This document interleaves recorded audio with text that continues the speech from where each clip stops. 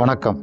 மனிதன் பிரச்சனைகளை சந்திக்கும் போதும், சவால்களை சந்திக்கும் போதும், தோல்விகளை சந்திக்கும் போதும், துரோகங்களை சந்திக்கும் போதும், பிரிவுகளை சந்திக்கும் போதும் மிகப்பெரிய அளவில் மனதளவில் அவன் பாதிக்கப்படுறான்.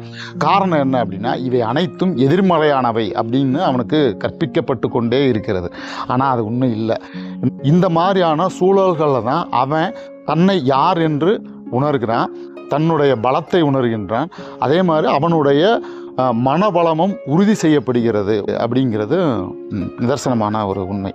அதை இந்த மாதிரியான ஒரு பார்வையில் பார்க்காம இவை அனைத்தும் தன்னை வீழ்த்த வந்தவை அப்படிங்கிற மாதிரியான ஒரு சூழலுக்குள்ளே அவன் போகிறதுனால மட்டும்தான் அவனுக்கு அந்த மிகப்பெரிய அளவில் மனதளவில் அவன் பாதிக்கப்படக்கூடிய ஒரு சூழல் உருவாகுது. அதனால் இவை அனைத்தும் நம்மை பலப்படுத்த வந்தவை, தம்மை உணர வந்தவை அப்படின்னு அவன் நினச்சிட்டான்னா நிச்சயமாக அதிலிருந்து எளிதாக விடுபட்டு அடுத்த செயலுக்குள்ளே அவன் போகிறதுக்கான வாய்ப்புகளை அவனாகவே உருவாக்கிக்கிடலாம். மற்ற யாரும் உருவாக்க வேண்டிய அவசியமும் இல்லை. நன்றி.